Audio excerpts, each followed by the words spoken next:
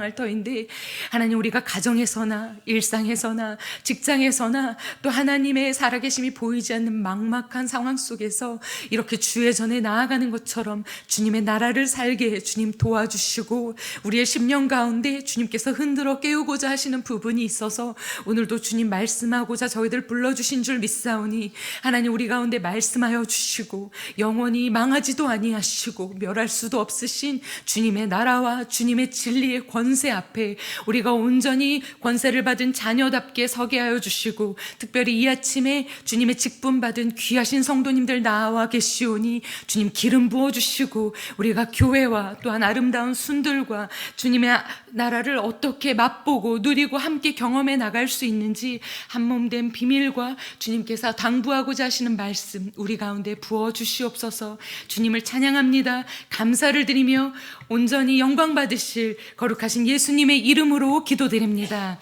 아멘. 우리 찬양받기 합당하신 주님께 감사와 찬양의 박수 올려드릴까요? 할렐루야.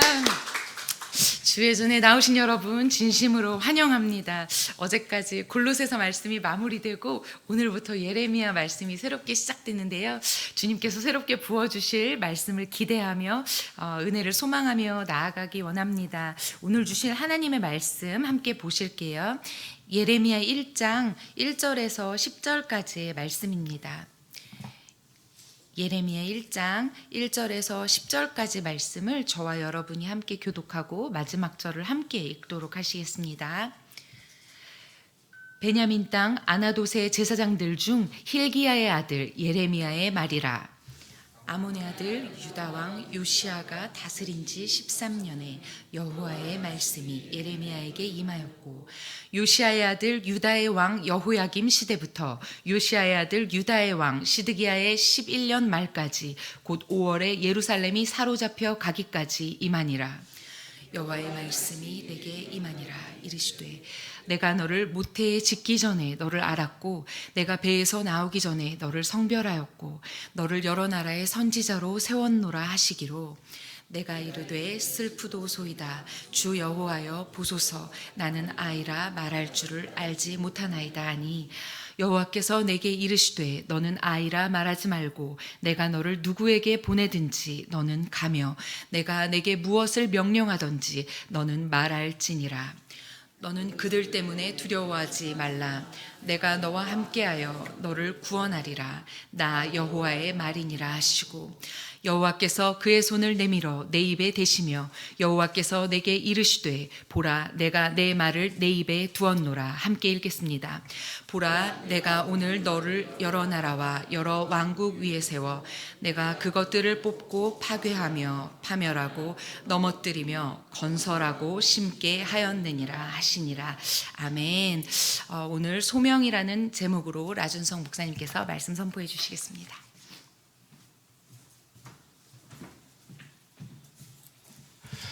할렐루야.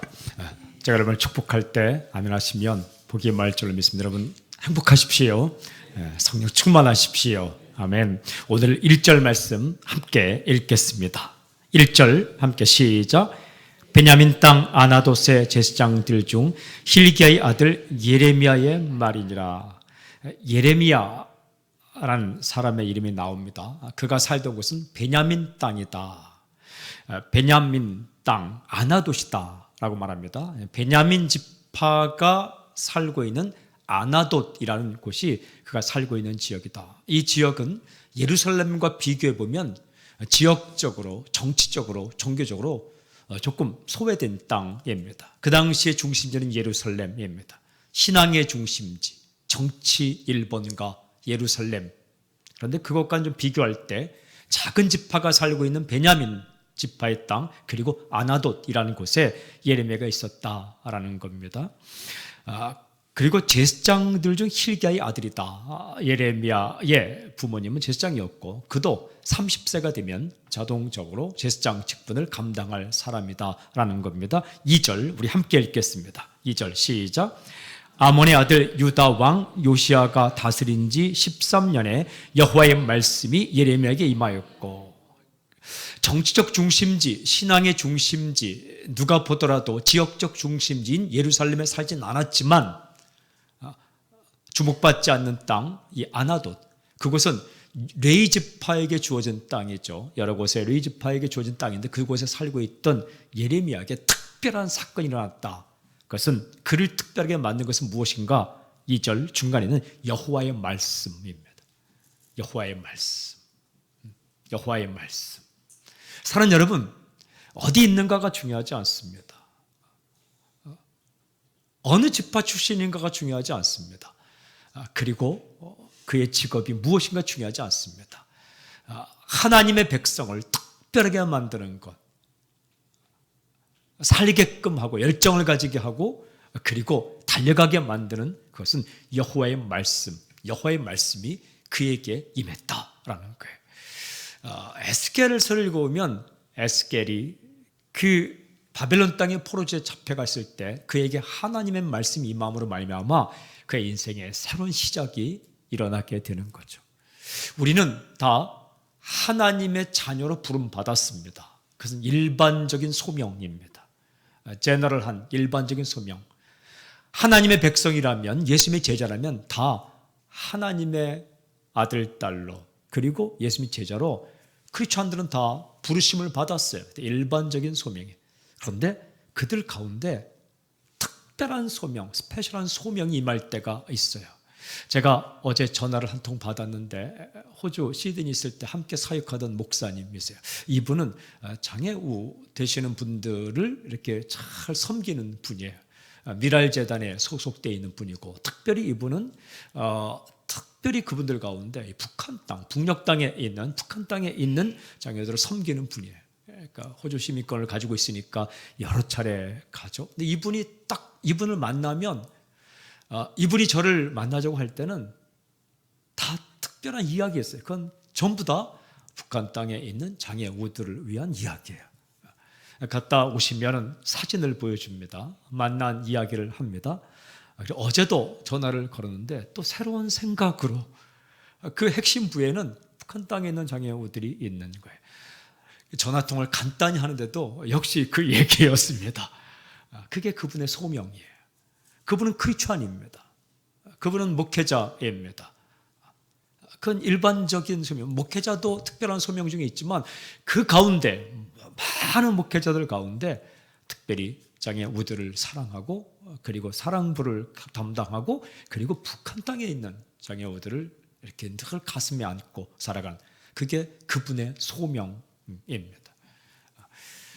이 예레미야는 하나님의 백성이었습니다. 그런데 그에게 특별히 여호와의 말씀이 임함으로 말미암아서 이에게는 특별한 소명이 임합니다. 여러분 그 소명이 어떻게 임하는가를 우리 묵상하면서 우리가 이 땅에 살면서 크리스찬으로 살면서 우리에게 주어진 당신에게 주어진 특별한 소명이 어떻게 오며 그 소명을 어떻게 감당할 것인에 대해서 말씀을 묵상하도록 하겠습니다. 여러분 3절 보십시오. 3절 함께 시작. 요시아의 아들 유다의 왕 여호야김 시대부터 요시아의 아들 유다의 왕 시드기야의 11년 말까지 곧 5월에 예루살렘이 사로잡혀 가기까지 임하니라. 2절과 3절을 이렇게 연결시켜 보면 예레미야에게 여호와의 말씀이 임하면서 특별한 소명이 온 다음에 바로 사역이 시작된 게 아닙니다. 학자들에 따르면 이때 나이가 예레미야 한 20세쯤 되었을 것이다. 말씀이 임한 때. 그때는 요시야라는 왕이 다스린 지 13년쯤 될 때에 그러니까 BC 한 627년 정도입니다. 이때 소명이 임했습니다. 근데 실제적인 사역은 3절에 보니까 여호야김 시대부터 마지막 시드기야 11년까지다. 그러니까 이 사역이 시작된 것은 BC 609년 그러니까 약 20년 후에 사역이 시작되었습니다. 소명을 받고 나서 한 약 18년 내지 20년 동안은 아무 일도 없었고 한 18년, 20년 지난 다음에 그때부터 본격적으로 사역을 시작하게 되었다. 그래서 언제까지? 남유다가 멸망할 때까지 BC 587년. 그러니까 소명 받고 나서부터 그가 마치기까지는 약 40년. 실제적으로 소명 받은 이후에 그가 실제적으로 사역한 연도를 따지면 약 한 28년, 30년 정도 이렇게 됩니다. 우리가 어떤 특별한 하나님의 부르심을 받은 그 시점부터 일이 갑자기 시작되는 거 아닙니다. 기다림의 시간이 있습니다. 예레미야도 꿋꿋하게 기다렸어요. 준비하고 기다리고. 어떤 사람은 소명을 받자마자 바로 시작할 때가 있습니다. 사도 바울 같은 사람이죠. 다메섹으로 가다가 하나님 부르심을 받았어요. 그는 일반적인 부르심과 특별한 부르심이 함께 왔어요. 크리스찬으로의 하나님의 백성으로의 부르심과 특별한 이방 족속을 위한 그런 메신저로의 부르심이 함께 왔어요. 그런 사람도 있습니다. 예레미야 같은 경우는 부르심이 있은 후에 한참 후에 사명이 시작되었다라고 밝히고, 이때는 어떤 때인가? 이때는 격동의 시기입니다. 급변하는 시기입니다. 이 북이스라엘을 멸망시켰던 아수르가 쇠퇴의 길에 들어갔었고 신흥 강국 바벨론이 급부상하던 시기입니다. 그러니까 이 남쪽 유다는 바벨론의 위협을 받고 있는 거죠. 그리고 이 남쪽으로는 애굽이 있는데 이 이집트는 남쪽에 있으면서 항상 북으로 세력을 확장하기를 원하는 거죠. 그러니까 이집트와 바벨론 사이에 끼어 있었고 여전히 아수르의 사이에 끼어 있었다. 꼭 이 지정학적 위치가 우리 대한민국과 같습니다. 우리가 보통 우습게 여기는 중국이 대단한 나라입니다. 우리가 만만하게 보이는 일본도 대단한 나라입니다. 북쪽으로 가면 러시아도 엄청난 나라입니다. 근데 우리는 우습게 여기죠. 한국 땅에 속해 있는 위치와 똑같아요. 그런데 하나님의 관심은 적으냐 크냐, 좀 이따 보면 나이가 어리냐, 나이가 어린 나이냐 아니면 많으냐 관심 없습니다. 하나님께서 이 급변한 시기에 이스라엘 백성들이 두려움에 떨고 있고 어떻게 행할 바를 모르고 있고 무엇을 선택할지 모를 때에 하나님은 한 사람을 선택하십니다. 그리고 그에게 특별한 소명을 주어서 여호와의 말씀, 하나님의 마음, 하나님의 뜻을 전하게 하시는 거죠. 예레미야가 부름을 받았습니다. 이 부르심, 이 콜링, 이 소명은 지금도 계속되고 있습니다.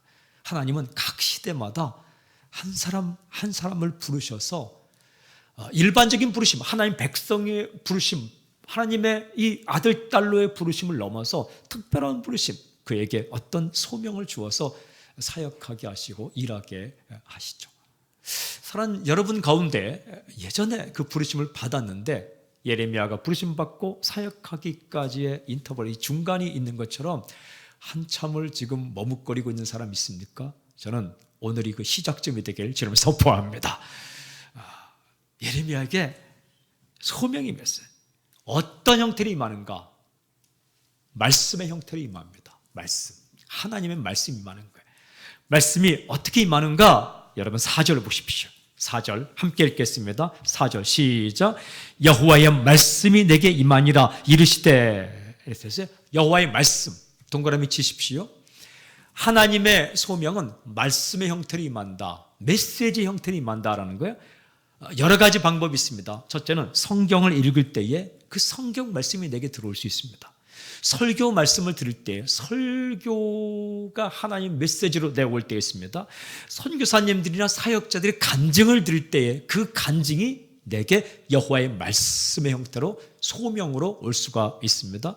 가슴 아프고 힘들고 어려운 사람들이 찾아와서 눈물을 흘리며 내게 부탁할 때 그 부탁의 눈물의 말이 내게 소명의 메시지로 드릴 때가 있습니다. 어떤 책을 읽을 때에 그 책의 내용이 내게 감동을 주어서 그 책을 통해 여호와의 말씀이 내게 임할 때가 있습니다. 여러분, 이 무슨 뜻입니까? 내가 지원하는 게 아니라는 거예요. 소명은 지원하는 게 아니라 부름받는 겁니다. 하나님의 말씀으로부터 예레미야의 소명이 시작되었다는 것은 내가 지원한 게 아니라는 거예요. 지원한 사람들은 위험해요. 어떤 사역을 할 때 내가 하겠습니다 지원한 사람은 열정은 있는데 나중에 항상 말썽을 피웁니다. 자존심으로 마음이 상해서 이럴 수가 없다고 뭐 이럴 수가 없어요. 하나님 부르셨는데 그럴 수가 있는 거죠. 근데 이럴 수가 없다고. 내가 이런 대우를 받을 사람이 아니라고. 그건 지원한 사람이에요. 부름받은 사람은 그렇게 하지 않습니다. 부르심에 대한 감사. 나 같은 것을 부르셨다니. 하나님 이럴 수도 있습니다. 저럴 수도 있습니다. 그럴 수도 있습니다. 나아갈 수 있는 거죠. 여호와의 말씀이 임했다라는 것은 지원이 아니라 부르심. 소명은 지원이 아니라 부르심이다 라는 거예요. 어떻게 임했는가 그 임할 때에 5절 함께 읽을까요? 5절 시작. 내가 너를 모태에 짓기 전에 너를 알았고 내가 배에서 나오기 전에 너를 성별하였고 너를 여러 나라의 선지자로 세웠노라 하시기로. 이 소명받을 때 세 가지 경험이 나옵니다. 첫 번째는 너를 알았고 하나님 나를 어떻게 알았지? 내 능력을 안다는 것보다도 내가 도망치고 있다는 걸 어떻게 알았지? 나를 어떻게 찾아오셨지? 아니 내가 정말 내 마음 가운데 그 사람들 그 대상들을 사랑한다는 걸 어떻게 알았지? 하나님 도대체 나 같은 사람을 어떻게 알았지? 두 번째는 너를 성별하였고 대단한 사람은 아닌데 하나님께서 나를 따로 세운다는 그런 경험을 하게 됩니다. 여러분 하나님께서 부르실 때는 100명이 있는데 100명에게 똑같이 소명이 임하는 게 아닙니다. 선교를 열심히 하는 교회에 있다고 모든 사람이 선교사로 소명받는 건 아니에요.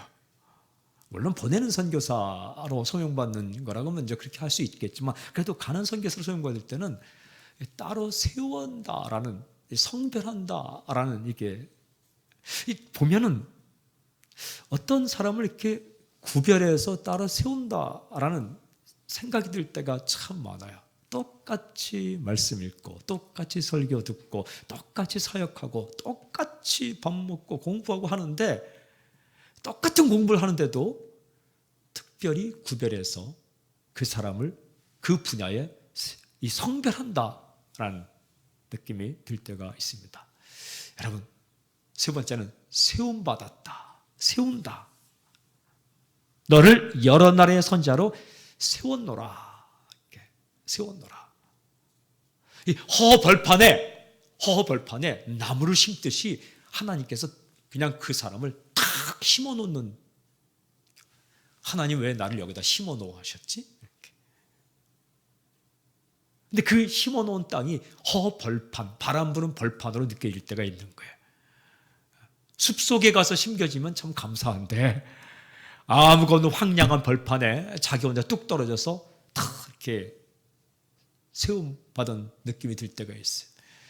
좀 어떤 회사에 믿는 사람도 많고 사장님으로부터 뭐 상무님, 부장님 다 믿는 사람이 많아갖고 신우회도 그냥 아주 튼튼하고 그 회사에 가면 축복이다 생각하는데 회사에 갔더니 고사를 드리고 이 문화 자체가 아닌데 허벌판에 자기가 탁 그냥 꽂힌 것 같은. 그 하나님께서 나를 딱 옮겼다는 느낌이 들지 않고 그냥 바람이 불어갖고 뿌리채 뽑혀서 툭 가서 그냥 거기에 꼽혔다는 느낌이 들 때가 있어요. 그거 하나님께서 당신을 그곳에 세운 거예요. 그게 소명이에요. 그게 소명지예요. 상황이 좋으면 내가 부름받고 보냄받은 게 아니라 상황이 그렇지 않더라도 그게 하나님께서 다 이렇게 세웠다. 첫 번째 경험은 어떻게 알았지? 하나님이 나를 아셨구나. 두 번째는 참 많은 사람 가운데 하나님께서 나를 이렇게 구별하셨구나. 세 번째 경험은 하나님께서 나를 이곳에 세우셨구나. 이 경험으로 예레미야에게 하나님께서 그 말씀하시는 거예요. 내가 너를 알았다. 내가 너를 성별하였다. 내가 너를 세웠다.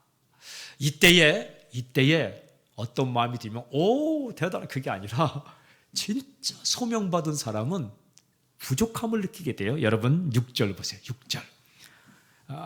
6절 함께 시작. 내가 이르되 슬프도소이다. 주 여호와여 보소서 나는 아이라 말할 줄을 알지 못하나이다. 슬프도소이다. 많은 조건 가운데 정말 하나님의 소명을 받을 때는 무엇이 탁 보이냐 하면 부족한 면이 보이기 시작합니다.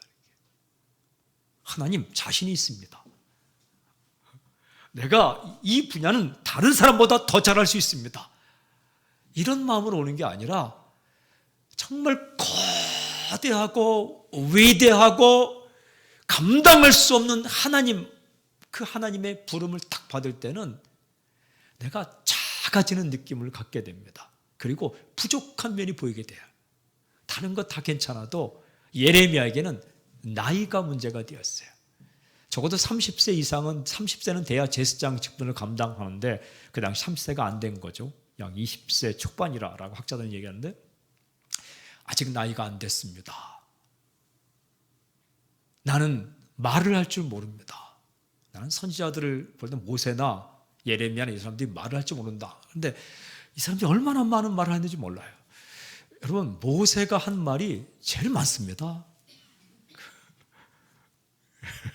이 광야.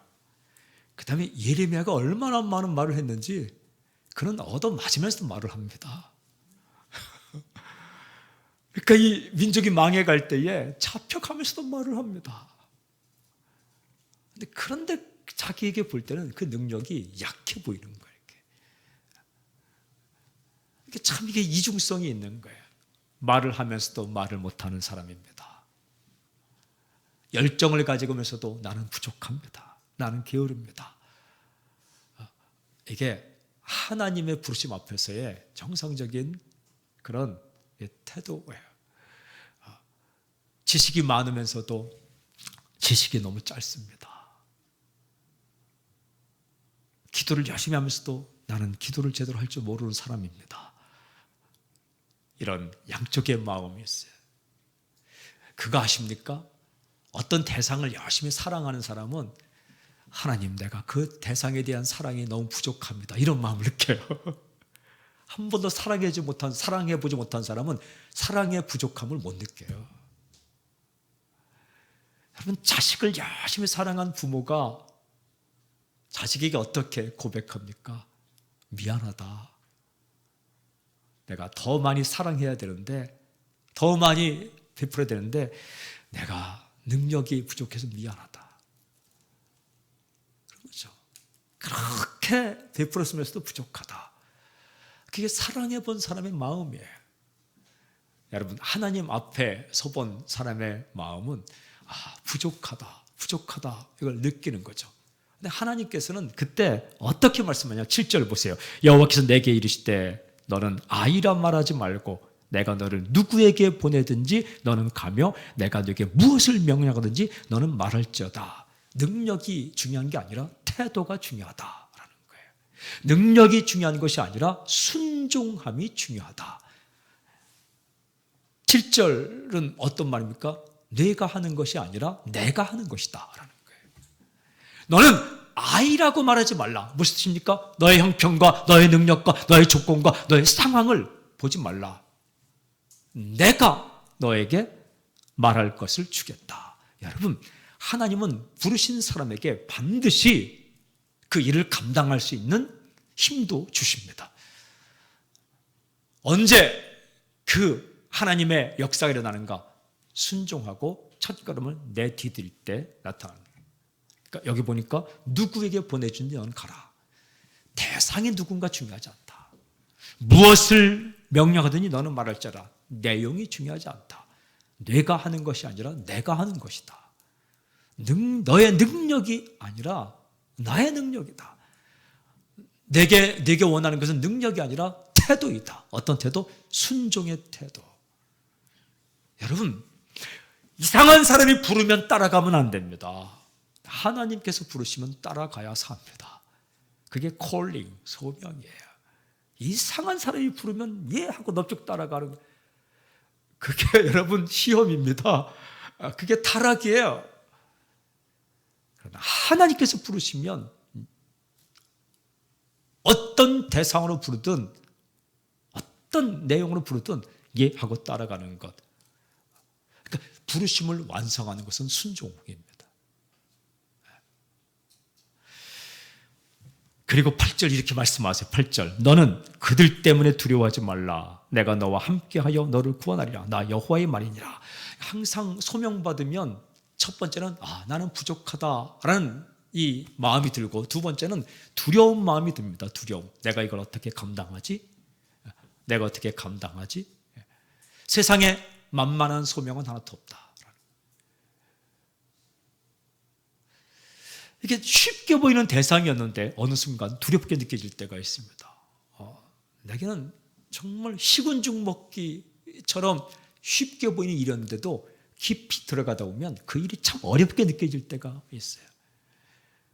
그것 소명, 그 자신에게 주어진 소명일 때, 여러분 9절도 보십시오. 여호와께서 그의 손을 내밀어 내 입에 대시며 여호와께서 내게 이르시되 보라 내가 내 말을 내 입에 두었노라. 이게 하나님의 사랑입니다. 하나님께서 특별히 그 두려움을 없애주기 위해서 컨펌, 확인해 주실 때가 있어요. 이 예레미야기는 이렇게 손을 내밀어 입에 대셨다. 이게 이 예레미야의 경험이죠. 하나님께서 손을 내밀어 예레미야 입에 대시면서 보라 내가 내 말을 내 입에 두었노라 이렇게 말씀할 때가 있다는 거죠. 우리에게는 어떻게 이 컨펌, 어떻게 우리의 소명을 확인하는 사건이 일어나는가? 물론 하나님께 직접 나타나셔서 입을 손에 대시고 내 말을 내 입에 두었노라 이렇게 말씀할 때도 있지만, 열매를 통해서 우리에게 확증해 줄 때가 참 많아요. 나는 말도 못하고, 나는 청소년에 대해서 별로 인기도 없고, 외모로 보나 말로 보나 도대체 다른 사람과 비교해 볼 때는 청소년에 대해서 별로 이렇게 영향력이 없다고 생각했는데, 이렇게 앞에 서서 청소년을 만나서 몇 마디 했는데 그가 눈물 흘리면서 결단을 하고 변화를 겪는다. 이게 하나님께서 예레미야 입에 손을 대시고 내 말을 내 입에 두었노라 말씀하시는 것 똑같은 사건입니다. 사건이에요. 나는 이 가난한 자들에게 뭐 줄 것이 없다고 생각했는데 아주 작은 거지만 내가 이렇게 나눴을 때 그분이 눈물을 글썽이면서 고맙다고 이 모습을 보면서 우리에게 컨펌을 해주죠. 나는 그 분야에 아무런 능력이 없다 했는데 그렇게 또 역사를 보여주시죠. 그게 하나님의 사랑이에요. 하나님께서 내가 너를 부른 거 맞지? 이 분야에 부른 거 맞지? 이렇게 해주시는 거죠. 나는 말이 어눌하고 말을 못한다고 생각했는데 그 어눌한 말로 전도했는데 앞에 있는 사람이 눈물 흘리며 예수님 영접하는 거예요. 그게 컨펌하는 거예요. 이렇게 확증해 주시는 겁니다. 여러분, 말을 잘한다고 전도 잘하는 것도 아니고, 말을 잘한다고 설교를 잘하는 것도 아니고, 또한 실력이 있다고 사람을 고치는 것도 아니에요. 우리가 특별히 설교자나 선교사나 목회자나 이런 부름만이 콜링이 아니라 하나님께서 이 하나님 믿는 백성들을 어떤 자리에 세우실 때가 있습니다. 그런데 이 자리가 세상에 살아가는 일상적인 자리라는 거예요. 똑같은 의료진들이 있죠.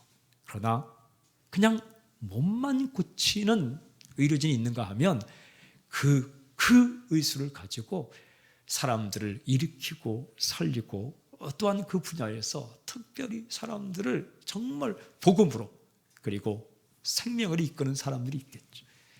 여러분, 노래 잘하는 사람이 얼마나 많습니까? 음악을 잘하는 사람이 얼마나 많습니까? 글 잘 쓰는 사람이 얼마나 많습니까? 그러나 똑같은 글을 쓰더라도 하나님의 백성으로서 어떤 분야에서 어떤 특별한 주제를 가지고 어떤 특별한 대상들을 향해 글을 쓰는 그런 소명을 받은 사람들이 있죠. 세상에 이 지식이 많은 사람이 얼마나 많습니까? 그런데 그 지식을 가지고 정말 하나님의 말씀에 입각한 경제학 이론을 만들고, 하나님 말씀에 입각한 여러분 사회학 이론을 만들고, 하나님 말씀에 입각한 어떤 분야의 특별한 이론들을 만들어내는 것, 그건 그 사람의 소명이죠. 그게 소명이 언제 오느냐? 오자마자 시작하는 게 아니라 어린 나이에도 그 가슴 떨림으로 소명이 오고 나 같은 것이 그걸 할 수 있을까? 하지만 그 소명을 가지고 있다가 한 20년 후에 그에게 사역할 기회가 주어진다는 거죠. 어떻게 해야 되겠습니까? 사랑하는 여러분, 항상 눈과 마음을 하나님 향해 열고 있어야 돼요. 특별한 현장에 갔을 때, 특별한 사람들을 만날 때, 혹은 책을 읽을 때, 말씀 드릴 때에, 또한 기도할 때에 하나님께서 당신을 아셔서 성별하시고 세우고자 하는 콜링이 올 때가 있다는 거죠. 놀고 먹을 때 오는 게 아니라 기도할 때, 말씀 앞에 설 때, 그리고 어떻게 하면 주님 뜻대로 살기를 원하는가 할 때, 그게 내 열심으로 내가 이것저것 기웃거리고 지원하는 게 아니라 하나님께서 내 마음에 말씀의 형태로 터치하면서 올 때가 있습니다. 저는 고등학교 3학년 때 그 소명이 왔습니다. 고등학교 3학년 여름방학 수련회 개척교회 지하실에서 제가 최선을 다해 기도할 때 아주 특별한 부르심으로 저에게 소명이 왔습니다.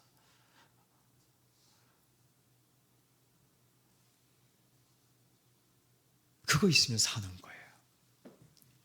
그런 게 있으면 사는 겁니다.